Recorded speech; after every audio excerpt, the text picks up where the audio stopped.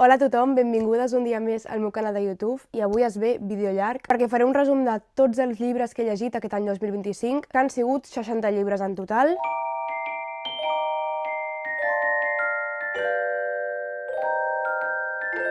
Com a persona que gaudeix molt de llegir, que és molt lectora i que a part comença a dedicar-s'hi una mica de manera professional. No us compareu, simplement cadascú té el seu nombre de llibres que ha llegit, no passa res, i jo us vinc a compartir els meus. Així que he decidit fer en format llarg perquè això en un minut i mig és que és pràcticament impossible amb el que m'enrotllo jo, i vull poder explicar-me bé, vull poder parlar bé de cada llibre, no haver de fer-ho super ràpid. No trauré els llibres físicament, alguns els he deixat a amigues o família, no els tinc tots aquí, llavors o els trec tots o no en trec cap. I m'estalvio el problema d'haver-los d'anar a buscar, que aquesta és una de les meves prestatgeries, però en tinc una altra i una altra aquí davant, en tinc moltíssimes. Tinc apuntades les meves lectures aquí, al meu diari de lectures. Durant tot l'any he anat fent ressenyes i apuntant tot el que llegia i comptabilitzant-los. El primer llibre que vaig llegir l'any 2025 va ser Els sofriments del jove Werther, de Johann Wolfgang Goethe. Vaig llegir l'edició d'Edicions de l'Ela Geminada i és molt xula, és perfecta. És un llibre que parla d'un jove que està molt trist, té molts sofriments, com diu el títol, i s'escriu cartes amb un amic per explicar-li el desamor que està vivint, bàsicament. És una novel·la epistolar que parla d'amor, de desamor, de joventut i sobretot d'obsessió. Així que si us agrada aquest estil gòtic, jo us el recomano molt. El segon llibre va ser Color pur, de Sheila Heti, publicat per Angle Editorial. Són reflexions sobre la humanitat, la mort, el dol, les accions dels humans i com aquestes afecten la Terra i el canvi climàtic. Parla també de la natura, de l'amor, de la soledat, de l'aïllament, obre molts temes. És una novel·la molt metafísica, així que si aquest és el vostre rotllo, ja sabeu. El tercer llibre va ser El ball dels morts, de Care Santos, publicat per Fanbooks. És un llibre que em va encantar. És ficció històrica i ens parla de tres personatges els camins dels quals s'entrecreuaran, que són la reina Isabel d'Espanya, una lladra de tombes i un nen orfe que veu fantasmes. Parla de conspiracions religioses, que això a mi m'encanta, i és un llibre que em va obsessionar i em va flipar, així que el recomano moltíssim. El quart va ser La llogatera de Wilfred Hall, d'Anne Brontë, publicat a la col·lecció del Club Victòria de Viena Edicions. És un llibre que també em va agradar moltíssim. S'ubica a l'època victoriana i ens parla del maltractament psicològic. És una cosa que a mi em va sorprendre molt perquè no estic gens acostumada a que aquest tipus de llibres parlin d'aquests temes tan durs, però sí, em va flipar. Parla dels rumors, dels estereotips, dels prejudicis, hi ha com aquest slow burn, no?, que el romanç, diguéssim, es cou a foc lent, cosa que a mi m'agrada. Enemies to friends to lovers, bueno, a mi em va agradar moltíssim. El cinquè va ser La vegetariana, de Han Kang, publicat per Penguin a la col·lecció de la Magrana, un llibre duríssim, jo vaig començar l'any fortíssima. Crítica social, masclisme, misogínia, metafísica, connexió amb la natura, trencar amb les normes socials, pressió social. Bàsicament va d'una persona, d'una dona, que un dia decideix que no vol menjar més carn perquè comença a tenir com uns somnis molt violents, i arrel d'aquí, i mai millor dit, començarà a convertir-se o intentar convertir-se en una planta. Boníssim. És un llibre molt dur, he de dir, molt explícit, així que avisades esteu. El sisè va ser Nascuda de Venus, de Sonia Lleonard d'Ormois, publicat per Penguin a la col·lecció de La Rosa dels Vents, que també em va encantar. És que vaig començar l'any fortíssima amb llibres que han arribat al meu top de llibres de la vida, és que em va encantar. És ficció històrica i s'ubica en tres línies temporals: el present d'una historiadora de l'art que se'n va a Florència a treballar als Uffizi i té com la seva trama amorosa, que la seva parella li s'ha posat les banyes, que si no, bueno, això. La segona línia temporal és dels Medici, de Simonetta Vespucci, que va ser la musa de Botticelli, i d'un quadre perdut, aquest pintor tan conegut que ningú sap on està. I la tercera línia temporal és entremig, als anys 80, on dos estudiants de medicina lluiten per la mateixa noia, diguéssim, i per trobar aquesta mena de quadre. És un llibre que a mi em va agradar moltíssim i el recomano 100%. La comtessa Fidel i altres amors cèrvols d'edat mitjana, de Bernat Metge i Anònims, publicat per Editorial Barsino, amb una edició moníssima, així petiteta, i bàsicament ens parla d'amors de l'edat mitjana, que en aquest cas amor és igual a masclisme, o sigui, bàsicament era maltracte, era amenaces, era abús de poder, era misogínia i era masclisme. Relats molt durs, però per mi molt necessaris perquè retraten el que era la realitat en aquella època i de vegades encara avui. Ens hem perdut, de Patricia Martínez de Loyo Guri, que també m'agrada moltíssim, publicat per Penguin a la col·lecció de La Campana, i ens parla d'uns amics que han perdut contacte per coses de la vida. Eren molt amics, vivien els tres junts, van tenir embolics entre ells,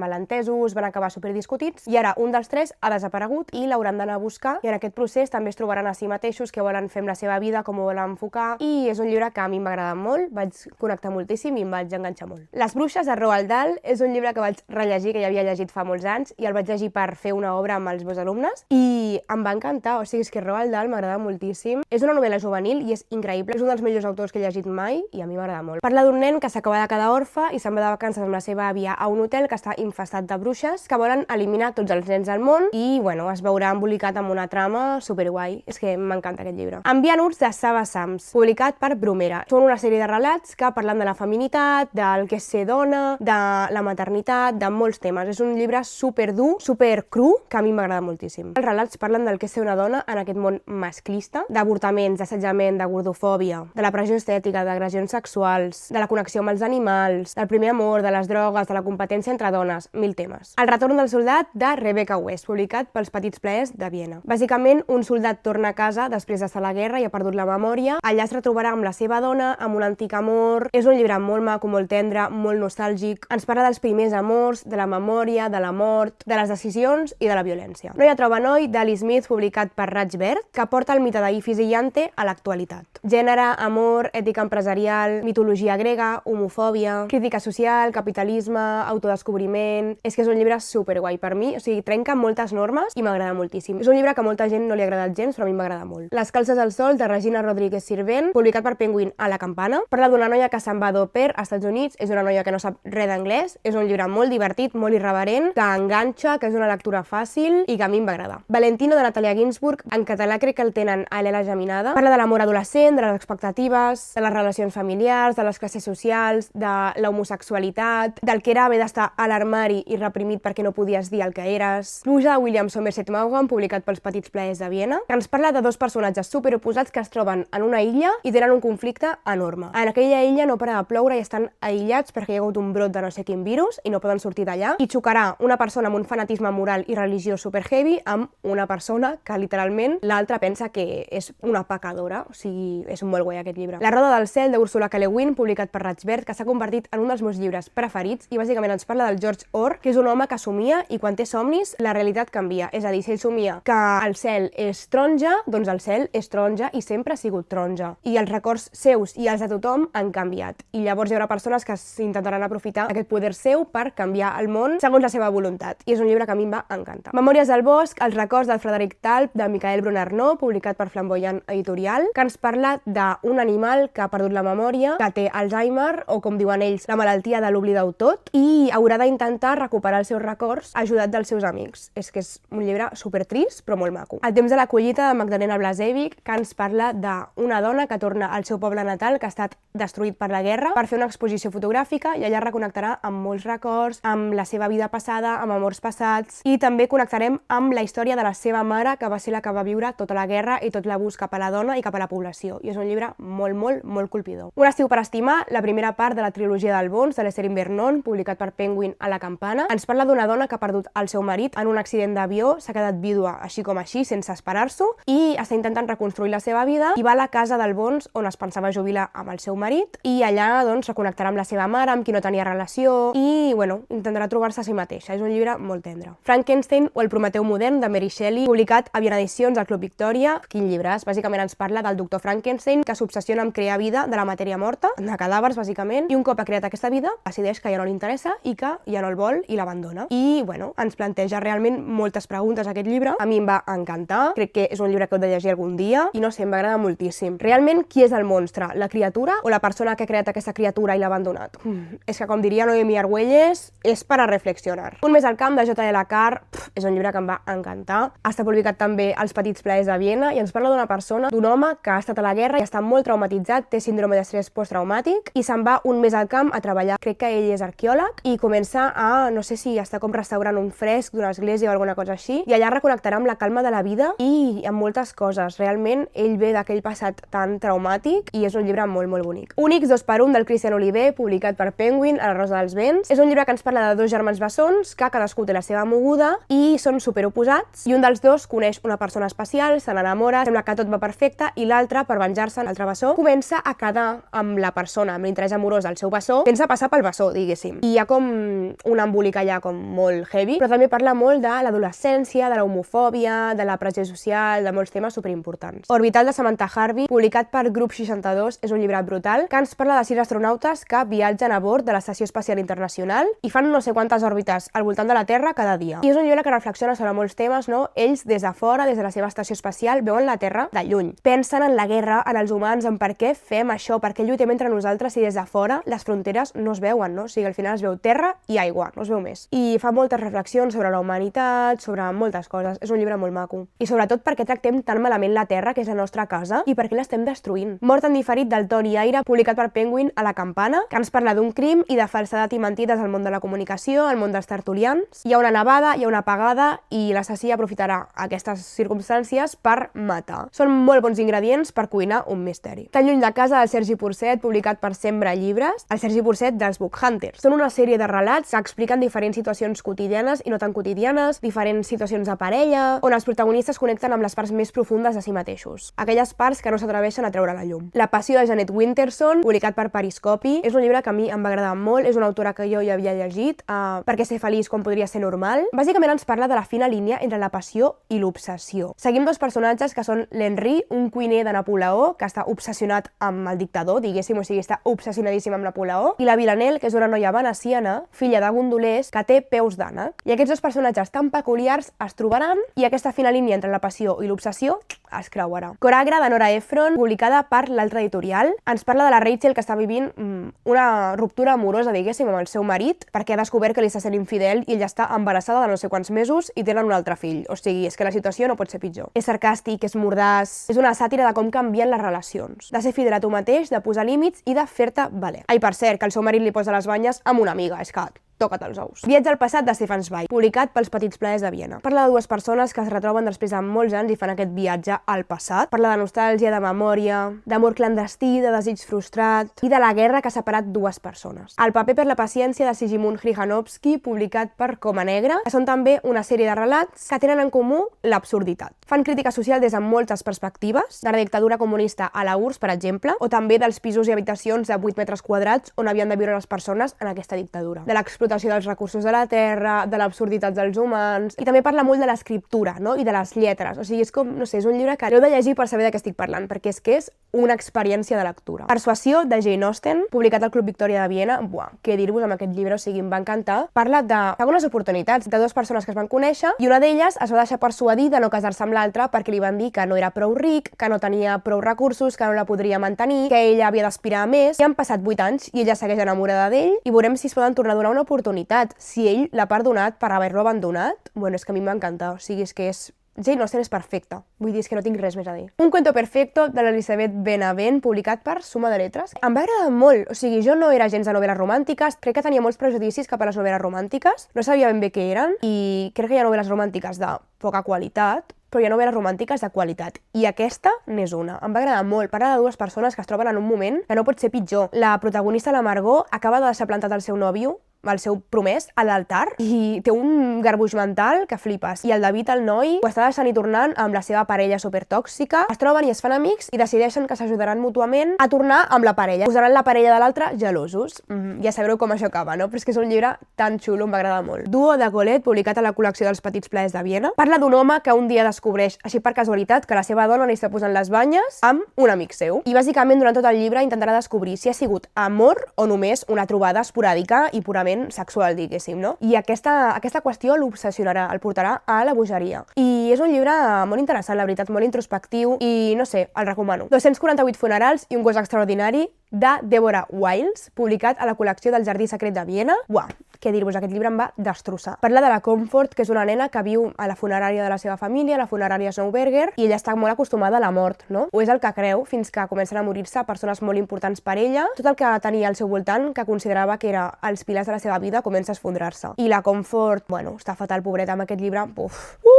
No ho vaig passar gens bé. O sigui, em va encantar, però ho vaig passar molt malament perquè és que és durillo. La catastròfica visita al zoo, de Joel Dicker, publicat per Penguin a La Campana, parla d'una catastròfica visita al zoo i quina sèrie d'esdeveniments han passat per tal d'arribar fins allà, no? És com que anem retrocedint en el temps fins a arribar a l'origen d'aquesta catastròfica visita al zoo, que al principi no sabem per què és catastròfica, no sabem què ha passat. Lo guai és que està narrada des de la perspectiva d'una nena. Una nena especial, com diu ella, no? No ho tenim molt clar perquè és especial, però ella va a una escola diferent de la resta de nens del seu barri, una escola on només són com 6 nens a classe i tenen unes atencions diferents a la resta de nens. S'inunda aquella escola, la seva escola especial, com diuen ells, s'inunda i hauran d'anar al col·le dels nens normals, com diuen ells, i allà, doncs, petarà tot. És una novel·la molt divertida, ho vaig veure moltíssim, i ens parla dels prejudicis que tenim, sobretot els adults, cap als nens amb diverses necessitats educatives, de la democràcia, de molts temes, o sigui, és un llibre superinteressant i molt divertit. El cielo de la selva, de Elaine Vilar Madruga, publicat per l'Ava Editorial, que ens parla d'una selva que menja persones. Les protagonistes viuen en una hacienda,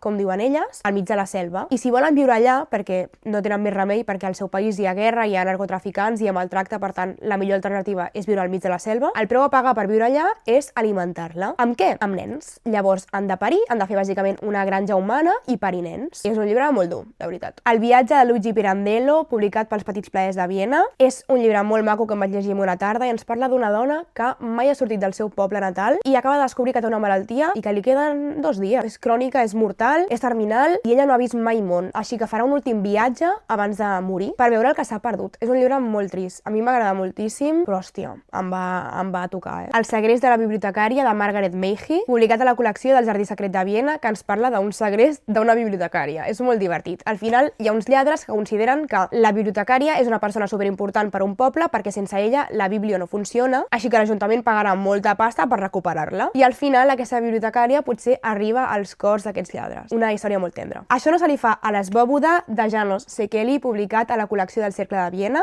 És un llibre molt divertit. Ens parla d'un pobre noi, que és l'Esbòboda, al qual se l'acusa d'intentar matar Hitler. Ell, que és el tonto del poble, com diuen ells, i del qual tothom s'encatxondeja. O sigui, al pobre li paren una trampa i l'acusen d'intentar matar Hitler. Té molta crítica social, és una sàtira política i ens parla de l'absurditat de moltes coses, no? I de com els humans reaccionem quan la situació està tensa, no? I com ens posicionem per salvar-nos el cul, bàsicament, no? Perquè l'Esbòboda l'acusen de fer això i tothom es renta les mans i el deixen allà tiradíssim, encara que aquesta persona sempre els està ajudant, sempre és superbon veí amb ells, però a la mínima que hi ha algun problema i que veuen que poden rebre, el deixen allà, el tiren als saurons i si t'he visto, no me acuerdo. I és un llibre que a mi em va semblar molt divertit, la veritat, o sigui, és tan absurd que em va flipar. Mary Ventura i el Novè Regne, de Sílvia Plath, publicat per Periscopi en una edició així moníssima, superpetiteta, que és un relat curtíssim que va escriure Sílvia Plath a la universitat, on bàsicament Mary Ventura és una noia que puja a un tren obligada pels seus pares, ella no sap on va aquell tren, però comença a veure que potser no vol arribar a la destinació, no? Que és el Novè Regne, perquè li han dit que d'allà no se'n pot tornar mai i que és un lloc horrorós. I ella pensa, i per què tota la gent va allà? O sigui, el tren està ple de penya, que estan aquí, ningú es queixa, tothom aquí chill. Què està passant? Per què ningú està qüestionant el que està passant, no? Comença a parlar amb una passatgera que es troba allà, que li comença a obrir una mica els ulls i haurà de decidir si salta en marxa o no del tren. I és un llibre que a mi em va agradar moltíssim. És supercurtet, però va ser una manera d'introduir-me com a l'imaginari de l'autora, que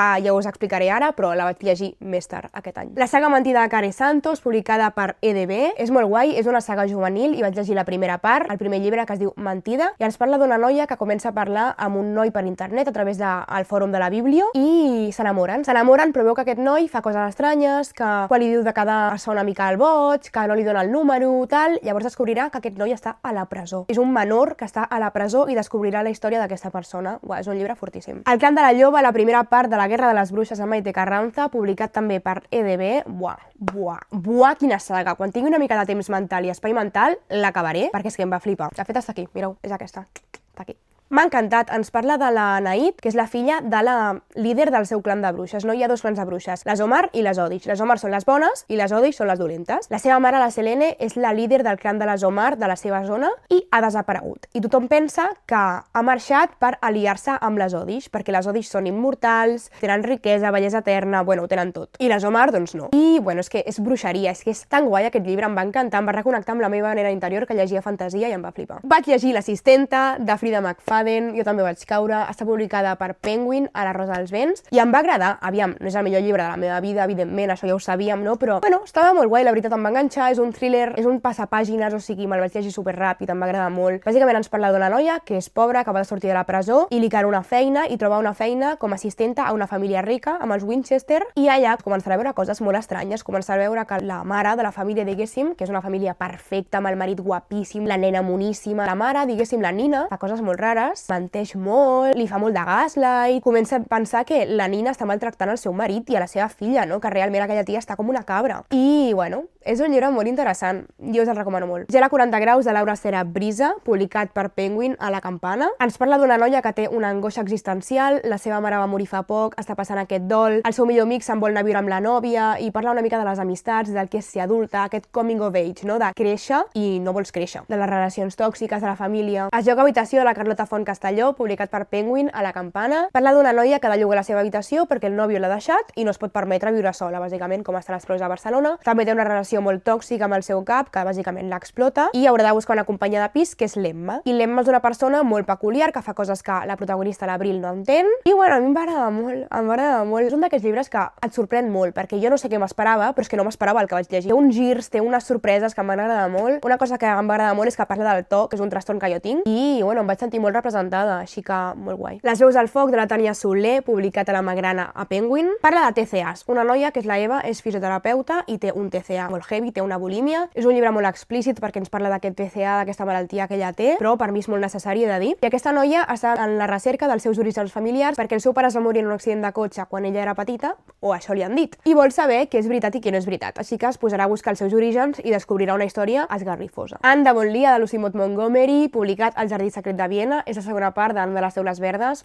És que aquesta saga és la meva vida sencera. Segueix la vida de l'Anne, ja té 16 anys, ja porta uns quants anys a Bonlia, ara és la professora de l'escola del poble i comença a tenir interessos amorosos, comença a tenir altres amistats i està creixent. Està també processant la mort del Matthew, el seu pare adoptiu. És un llibre preciós, o sigui, és que jo us recomano sempre aquesta saga perquè m'encanta. Un mar tan indefinido, un año sin dormir, de Samantha Harvey, publicat per Anagrama, que és un assaig que ens parla d'un any d'insomni que va patir l'autora. I ens parla de molts temes, però bàsicament ens parla de què és no dormir, què és dormir com a molt 5 hores a la setmana. El teu cos què fa quan ja no pots dormir, quan no tens prou son. I és molt interessant, la veritat, jo vaig aprendre moltíssim. Clarobscura, de Vivian Maier, publicat per Andana Gràfica, és una novel·la gràfica que segueix la vida de la fotògrafa que va començar a ser famosa després de la seva mort, perquè ella era mainadera i no ensenyava la seva obra a ningú. I ens explica la seva vida, és una història molt tendra, a mi m'ha posat molt trista, però molt necessària, era una figura que m'ha agradat moltíssim. I les il·lustracions són precioses. El invitado de Drácula y otros relatos, de Bram Stoker, publicat per, ara no recordo, Alma Clásicos Ilustrados, crec que era, ja us ho deixaré per aquí, que bàsicament són relats escrits per Bram Stoker, on hi ha rates, on hi ha Dràcula, on hi ha assassinats, bueno, és que són relats superdiversos, perfecte per la tardor, o sigui, vaig llegir això, amb la llum de l'espelma, a l'habitació de nit, i em va encantar. L'aprenent de bruixa i el pom màgic, de Mary Norton, publicat per la col·lecció del Jardí Secret de Viena, molt maco, és una història molt tendra, que es parla d'uns nens que estan passant les vacances amb la seva tieta i coneixen una bruixa, i la bruixa, a canvi del seu silenci, els hi fa un pom màgic amb el qual poden viatjar on vulguin, i aquests nens, evidentment, la liaran molt, i és molt guai. El vampir, de John William Polidori, publicat a la col·lecció dels Petits Plaers de Viena, em va encantar, és la història del primer vampir literari, i és que, bàsicament, és un vampir, o sigui, què fan els vampirs? Buscar víctimes i matar-les, no? Però és una història diferent de Dràcula, és un molt curtet, és molt guai, a mi m'agrada molt. Ens parla d'un vampir molt excèntric, molt extravagant, i és molt guai. Ei, hola, com estàs? En Martina Hefter, publicat a Angla Editorial, em va agradar moltíssim. Ens parla d'una dona que el seu marit està malalt, és d'una malaltia crònica que no sabem quina és, i ella, doncs, ho està passant molt malament, té una depressió, és la cuidadora del seu marit i sent que està en un punt de la seva vida que no és feliç, i també és performer, està en una precarietat laboral forta i no pot més. I en aquest punt, ella rep molts missatges d'estafadors de l'amor i comença a parlar amb un. I comença a parlar amb un perquè li diu, mira, t'he pillat. I ell li diu, bueno, però podem ser amics. Jo comencen a ser amics, a fer videotrucada, no sé què, i aquesta persona li dona vida, no? És un llibre molt guai, o sigui, a mi em va encantar, sisplau, llegiu-lo perquè és bèstia, i amb cara algú que comentar al final, sisplau. Glyph, d'Ali Smith, publicat per Ratsbert, és una distopia que ens parla d'un món on les persones es separen per verificables i no verificables. Si no ets verificable, diguéssim, et fan una línia vermella al voltant de casa teva, que vol dir que no pots viure allà, tan marcat, diguéssim, no? En aquesta distopia, tu has de tenir unes pantalles, has d'estar registrat a l'internet, diguéssim, ha estat tot super digitalitzat, és un règim dictatorial, però regit per les pantalles. I em va agradar molt perquè el vaig trobar com molt semblant a l'actualitat, i sí, em va agradar molt. I aquí em vaig posar unes targetes que em van donar al llibre quan me'l van enviar, que m'encanta, amb frases del llibre que, mira, una molt guai, que és: veus el que una simple línia, una marca visible de la màxima simplicitat i economia pot fer un poble? Glyph, d'Ali Smith. El millor dels mons impossibles, un viatge al multivers del reality shifting, de Gabriel Ventura, publicat per Anagrama. És un assaig superbreu que ens parla del reality shifting, aquesta tendència que s'ha posat de moda al 2020 a TikTok, de persones que deien que viatjaven a altres mons, com per exemple Hogwarts, no? És un assaig superinteressant perquè ens parla dels orígens, ens parla de física quàntica i de si realment aquests viatges són possibles. A mi m'agrada molt, em va semblar molt interessant i us el recomano molt. Ocasi i fascinació, d'Eva Baltasar, publicat pel Club Editor. És el segon cop que me'l llegeixo perquè el vaig rellegir pel Club de Lectura de Bocins de Llibres i em va agradar molt més a la segona lectura que a la primera, perquè bàsicament a la segona el vaig entendre. A la primera no vaig entendre moltes coses. No diré res perquè si voleu la ressenya completa la teniu al meu perfil, on faig spoiler i tot. Parla de precarietat, no? Ens parla d'una noia que l'han fet fora de casa seva perquè li han triplicat el lloguer i unes altres persones entren a ocupar la seva habitació. Es veu al carrer, sense perspectives de futur, sense relacions familiars, sense absolutament res. I com s'haurà d'espavilar per sobreviure. O sigui, és un llibre duríssim, realment. I com aquest fet de no tenir casa i de no tenir el més bàsic cobert l'acaba fent embogir, bàsicament. Primer amor, d'Ivan Turgenev, publicat a la col·lecció dels Petits Plaers de Viena. És literatura russa i ens parla d'un noi que s'enamora d'una princesa pobra. Val? Ell s'enamora d'una princesa pobra durant les vacances i veu que té molts pretendents que sempre estan com tots junts allà intentant conquerir-la tots a la vegada i es fan tots amics, no? Estan allà com tots sempre juntets intentant conquerir-la a la vegada. I ell intentarà també conquerir-la, però començarà a veure que ella té algun interès amorós que no els està explicant i que potser ja està compromesa amb algú altre, no? Intentarà indagar de qui és aquesta persona i ens parla de la màgia d'aquest primer amor, no? El dia de cap d'any d'Edith Wharton, també publicada a la col·lecció dels Petits Plaers de Viena. Segona vegada que el llegeixo també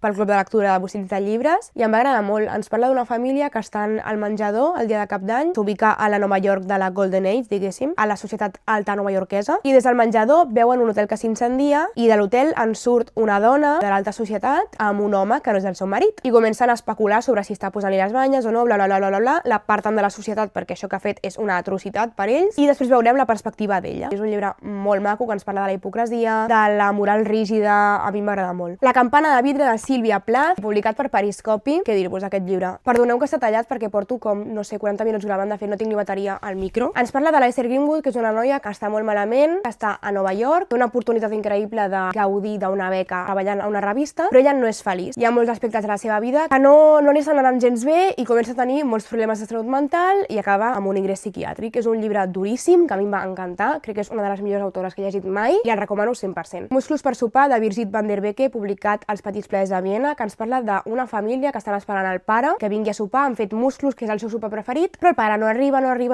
i mentre no arriba comencen a parlar de la seva realitat familiar, del maltracte que estan vivint a mans del pare i comencen a verbalitzar coses que mai han dit.